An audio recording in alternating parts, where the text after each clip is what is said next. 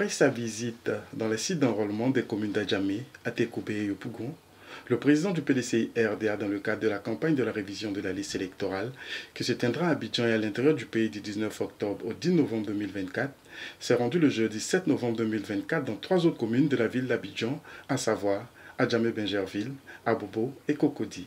Une visite dont le but est de conseiller et inviter les Ivoiriens à converger massivement vers les sites d'enrôlement pour se faire identifier sur le listing électoral et participer aux élections d'octobre 2025. C'est l'UEP d'Adjamé-Bingerville qui a constitué la première étape de la tournée du président du PDCI-RDA ce jeudi 7 novembre 2024. Après l'étape d'Adjamé-Bingerville, le président du PDCI-RDA a poursuivi sa route pour Abobo, où il s'est rendu aux cours sociaux de la cité verte. Une visite appréciée tant par les populations que par les élèves et futurs cadres de la Côte d'Ivoire.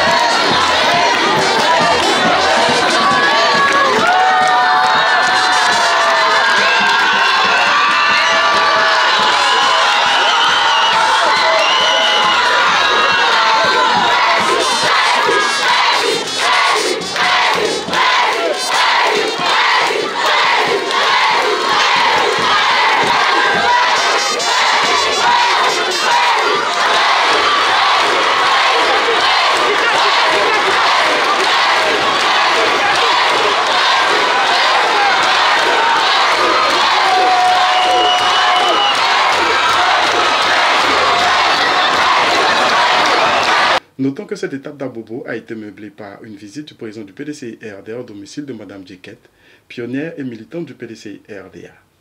Après l'étape d'Abobo, la dernière visite de cette journée dédiée à la révision de la liste électorale a été celle de Cocody de Plateau, où le président du PDCI-RDA a visité le centre d'enrôlement du groupe scolaire des deux plateaux nord pour s'imprégner des réalités du processus. Cette dernière tournée du président du PDCI-RDA s'est achevée par une visite au domicile de Mme Marceline Mondou, élève du lycée classique d'Abidjan et promotionnelle du président du PDCI-RDA. C'est mon dernier arrêt aujourd'hui pour encourager les Ivoiriennes. Je vois beaucoup de femmes ici, je suis très encouragé par ça. Encourager les femmes en particulier, et les jeunes, à s'inscrire. Parce que vous allez décider de l'issue du scrutin en octobre 2025. Si vous ne faites pas entendre votre voix ne va pas compter.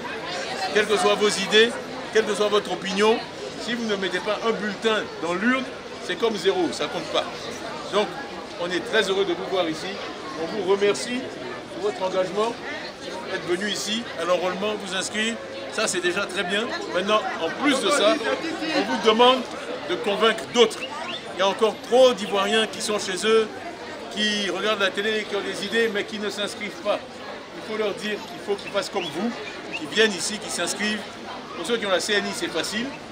Vous avez vu, on a dit, tous ceux qui ont un récépissé de CNI peuvent venir aussi. C'est automatique.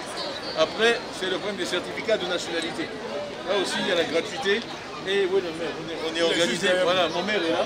On est organisé avec le parti, le SE en chef, pour vous aider à obtenir ce certificat de nationalité. On travaille avec les juges, on travaille avec la justice pour que vous obteniez ça.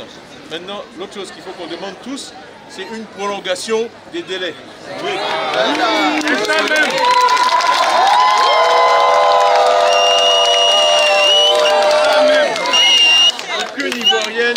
Aucun Ivoirien qui veut s'inscrire, on doit trouver la porte close. Quand on a tous ces papiers qu'on veut s'inscrire, on doit pouvoir s'inscrire. C'est un droit fondamental. Donc il faut qu'on continue à se battre pour ça et qu'on n'ait pas seulement 3 semaines, l'année à 52 semaines. Comme vous savez tous qu'on dit qu'il n'y a que 3 semaines sur 52. Même si on n'a pas fait de maths, on sait que ce n'est pas beaucoup. Hein? On peut s'inscrire. Voilà, ça ne suffit pas. On veut plus. Donc vraiment, on compte sur vous. Faites enrôler les gens et puis insistez pour qu'il y ait une prolongation de ce délai. Voilà. Merci encore d'être venu. Beaucoup de courage.